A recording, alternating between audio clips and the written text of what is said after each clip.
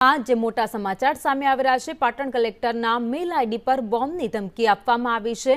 ધમકી ભળ્યો મેલ મોકલવામાં આવ્યો છે। પાટણ કલેક્ટર કચેરીમાં 3 વાગે બોમ્બ બ્લાસ્ટ થવાની ધમકીવાળો મેલ મળતા અફરાતફરી મચી ગઈ છે। પાટણ કલેક્ટર સહિત 200 જેટલા કર્મચારીઓને કલેક્ટર કચેરીમાંથી બહાર કાઢવામાં આવ્યા। તમામને બહાર નીકાળી દેવાયા। પાટણ કલેક્ટર કચેરીમાં તમામ પ્રકારની કામગીરી સ્થગિત કરીને કર્મચારીઓને બહાર નીકાળવામાં આવ્યા હતા।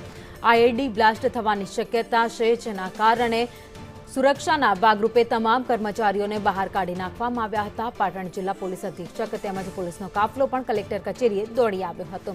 બોમ્બ ડિસ્પોઝલ સ્ક્વોડ બોલાવી દેવામાં આવી છે, તો ચકાસણી બાદ સમગ્ર હકીકત સામે આવશે। કલેક્ટર કચેરીમાં એક ઈમેલ આવ્યું હતું કલેક્ટરના આઈડી ઉપર કે આ એક બોમ્બ થ્રેટ જેવું એમાં રાખ્યું છે। આજે 3 વાગે પહેલાં આઈઈડી બ્લાસ્ટની સંભાવના છે એમ કરીને એક એનોનિમસ ઈમેલ આઈડી હતા। થર્ડ પાર્ટી ડોમેનવાળા નથી, એક થર્ડ પાર્ટી એક ઈમેલ આવ્યું। આ એક બેસિક પ્રિકોશનરી છે કે કોઈ પણ એક એસઓપી તરીકે બધાને ક્લિયર કર્યું છે। હવે બીડીએસ આવે બોમ્બ ડિટેક્શન સ્ક્વોડથી આપણા ક્લિયર કરવા માગું છું। આ બેસિક એક પ્રિકોશનરી મેસરથી એસઓપી કોઈ ખબરાની વાત નથી, કોઈ આઈડેન્ટિફાઈ નથી કર્યું છે આઈઈડી બાબતે। બસ એક લગભગ આપણા કચેરીમાં 200થી ઉપર માણસ હોય તો બધાને ક્લિયર કરવા માટેની બેસિક એસઓપી તરીકે થઈ રહ્યું છે।